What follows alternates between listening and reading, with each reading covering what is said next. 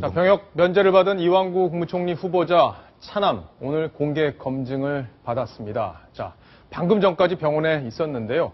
자, 이동희 차장. 네. 먼저 병역 문제 어떻게 정리가 됐는지 그 부분부터 좀 설명을 해주시죠. 예, 이완구 후보자의 차남은 2000년에 처음으로 신체 검사를 받습니다. 당시에는 3급 판정을 받는데요. 현역 입영 대상이 됐죠.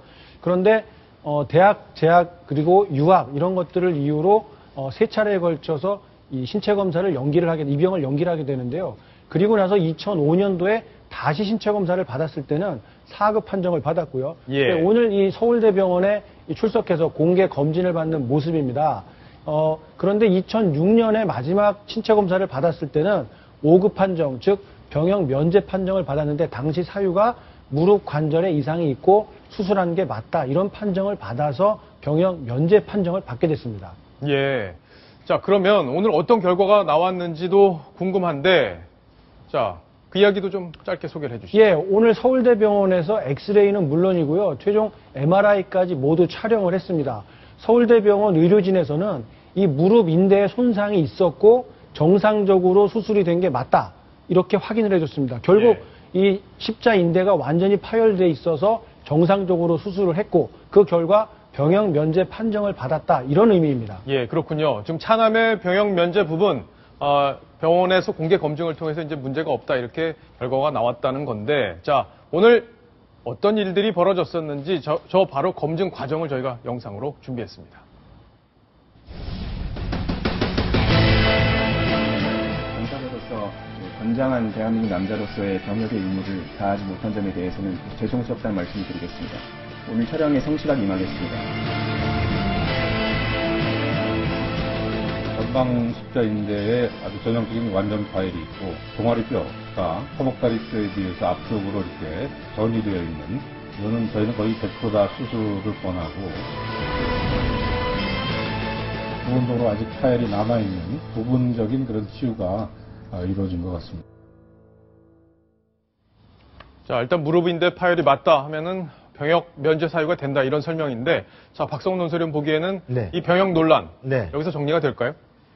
일단 이 병역이 의학적으로 어떤 다른 무슨 예를 들어서 실제 저 정도 면제될 사유가 아닌데 면제를 받았다 이런 의구심은 불식이 될 것 같습니다. 저것은 예. 뭐 의학적으로 딱 나와 있는 사안이고, 저도 주변에 사실 저와 유사한 그 자녀를 둔 경우를 제가 직접적으로 지금 현재도 봤는데, 아, 그래요? 예, 저것은 전방 십자인대가 완전 파열되면은 실제로 어떤 좀 과격한 운동을 하게 되면 저것이 수술을 했어도 다시 끊어질 수가 있습니다. 그래서 예. 현역병으로는 복무가 절대 불가능한 것이다. 그것은 강화된 현재의 기준에서도 불가능하기 때문에, 다만 이제 그래도 어쨌든 청문회는 그 과정의 석연치 않음을 계속 추궁하는 과정이라는 것을 전제한다면 2000년에 당초 3급을 받았다가 유학 때문에 몇 년이 지체돼서 결국 2006년에 최종적으로는 그 사이에 있었던 유학 중에 그 축구 때문에 무릎이 파열돼서 빚어진 저 과정을 지체하면서 했던 것이 뭐 좀 개운치 않다. 예를 들어서 이런 어떤 추궁은 할 수 있을지 몰라도 적어도 그것이 사고였고, 그리고 사고로 인한 것은 분명한 군복무를 할 수 없는 사유였다는 의혹은 일단 불식이 될 것 같습니다. 자, 이완구 총리 후보자 그동안 아주 굳건한 모습을 보여줬었는데 오늘 드디어 눈물을 흘렸습니다. 자, 어떤 모습인지 영상으로 보시면서 이야기를 이어가겠습니다. 총리 후보자가 출근하는 모습이죠? 네, 오늘 창성동 별관으로 출근하는 모습 보여주고 있는데요. 네, 그동안은 우선 국민께 죄송하죠. 그러나 또 한편 생각하면 아직 장가도 안 간 자식의 신체 부위를 공개하면서까지 내가 좀 비정한 아버지가 됐나, 공직에 가기 위해서 비정한 아버지가 됐나 하는 그런 생각 때문에 마음이 많이 아파요. 예. 자, 마음이 아파요 하면서 왼쪽 눈에서 눈물이 한 방울 이렇게 쑥 흘러내렸습니다. 네. 글쎄요, 남자의 눈물에 대해서 또 뭐 얘기를 한번 하지 않을 수 없는데요. 사실은 저 인터뷰가 나오기 전에 어제 상황에서 한번 이완규 대표와 전화 통화를 한 적이, 후보자와 전화를 한 적이 있었는데 그때도 상당히 감정을 추스르지 못하는 그런 모습을 보여줬습니다. 실제로 본인의 아들이 34세 아직 결혼하지 않은 둘째 아들이 저런 모습을 만천하에 공개하는 모습을 보면서 아비로서 어떤 비통함을 갖는다고 그렇게 얘기를 했는데요. 실제로 오늘 아침에도 출근길에 나와서 얘기하면서 다시 한번 어떤 애달픈 마음을 감추지 못했던 모습입니다. 저는 좀 이렇게 생각합니다. 공직자 본인의 병역 문제가 아니고 어쨌든 자신의 자식의 어떤 병역 문제인데요. 자식의 병역 문제에 대해서 이렇게 문제를 삼는 건 결국 공직자 본인이 어떤 힘을 이용해서 아들을 부정한 방법으로 병역을 면제시키지 않았느냐 하는 그런 의혹 제기인데요.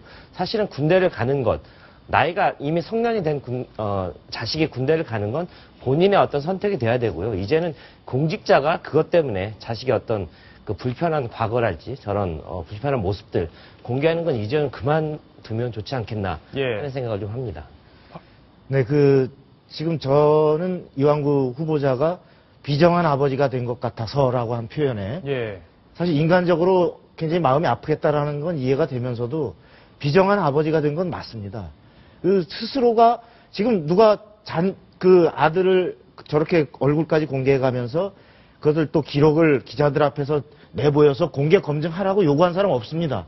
심지어 야당도 앞으로 청문회 과정에서 필요하면 예를 들어 청문회 나오라고 할지 모르지만 현재 단계에서 먼저 스스로가 재산에 대해서 자녀에 대해서 의혹이 있으면 제깍 자판기 소리 들어가면서까지 나는 이렇게 당당한 사람이다라는 걸 지나치게 좀 과시하다랄까 과속하려다가 스스로가 저렇게 검증대에 세워서 자녀에 대해서 저렇게 미안한 마음을 공개적으로 갖게 스스로가 만든 것은 저는 지나친 자기 자신감의 표현 아닌가 때문에 스스로도 사실은 조금 여기서 좀 겸허하게 쿨하게 좀 돌아보면서 야당이 예를 들어 필요하면 지금 엑스레이든 무슨 MRI 검사 자료든 제출하면 되지 않습니까?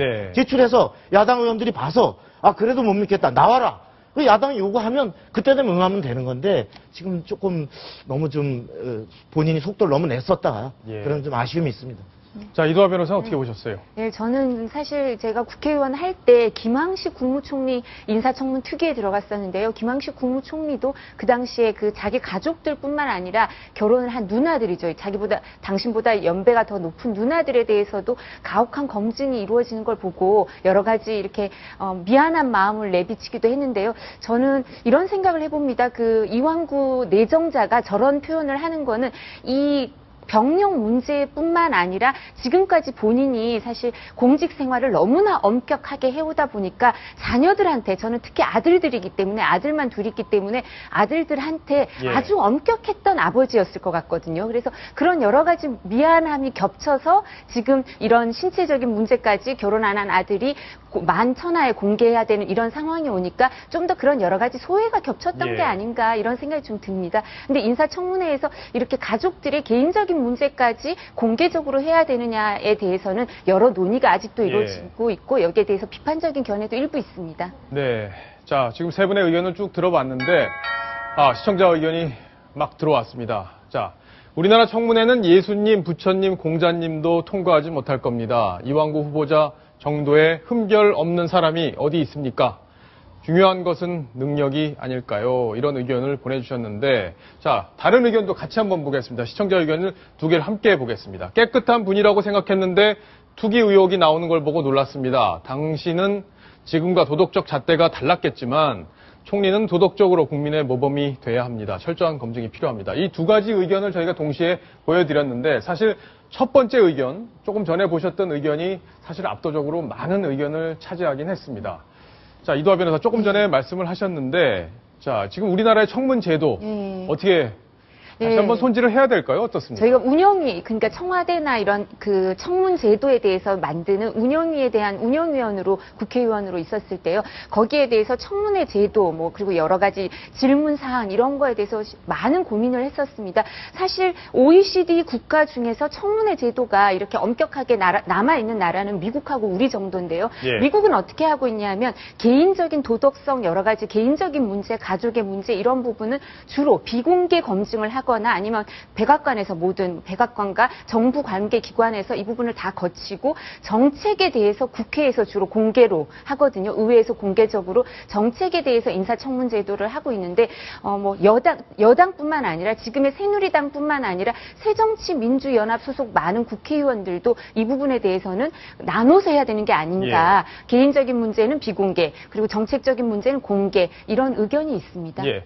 자, 박성훈 논설위원께 마지막 질문 하나 드리겠습니다. 지금 뭐 일각에서 투기 의혹도 좀 나오고 있는데, 자, 일단은 40년 전에 엑스레이까지 갖고 있는 분인데 투기를 과연 했을까 하는 시각도 있는 것 같습니다. 어떻게 보시나요?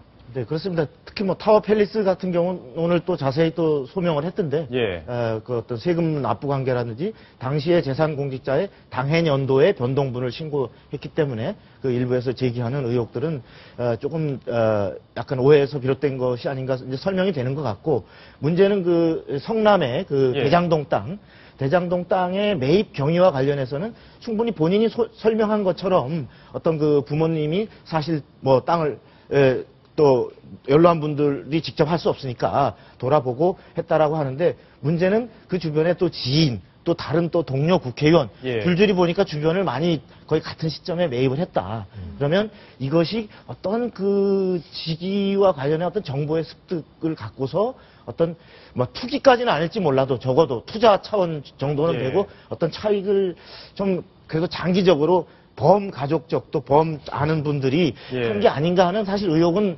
제기할 수 있을 것 같습니다. 그래서 그 부분에 대해서도 철저히 더 검증이 돼야 될 것이고 본인도 분명하게 소명을 해야 될 것 같습니다. 예, 자, 이왕구 총리 후보자의 의혹 그리고 검증 이야기까지 여기서 정리를 하겠습니다.